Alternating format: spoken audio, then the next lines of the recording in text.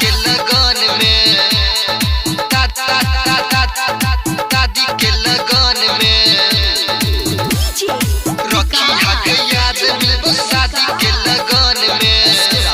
Recording studio की प्रस्तुति। रखी हक याद मिलबो शादी के लगन में शादी के लगन में शादी के लगन में रखी हक याद मिलबो शादी के लगन में रखी हक याद मिलबो शादी के लगन में बिजी सब रहतै दुनू रहबै मगन में बिजी सब रहतै दुनू रहबै मगन में रखी हक याद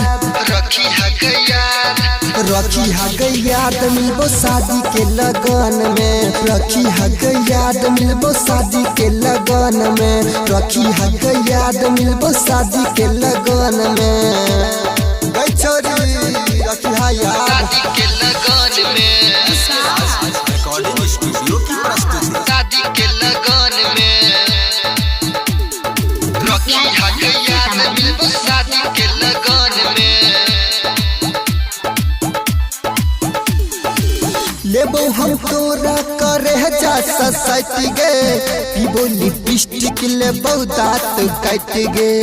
तार जरने डर के देबो काट गे घम चुबेबो हम जमा देबो लाइट गे जमा देबो लाइट गे चप चप जमा देबो लाइट गे लेबो हम तोरा करे जा ससत गे पीबो लिपस्टिक लेबो दांत काट गे तार जरने डर के देबो हम काट गे घम चुबेबो हम जमा देबो लाइट गे जमा देबो लाइट गे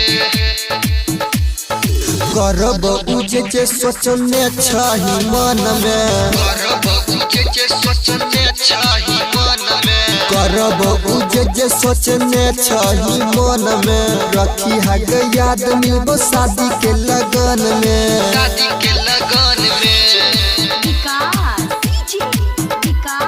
शादी के लगन में रखी हक याद मिलबो शादी के लगन में रिकॉर्डिंग स्टूडियो की प्रस्तुति। जहिया सुबह के पहजा में रहबी सुन लेगे जाने तू माजा में रहबी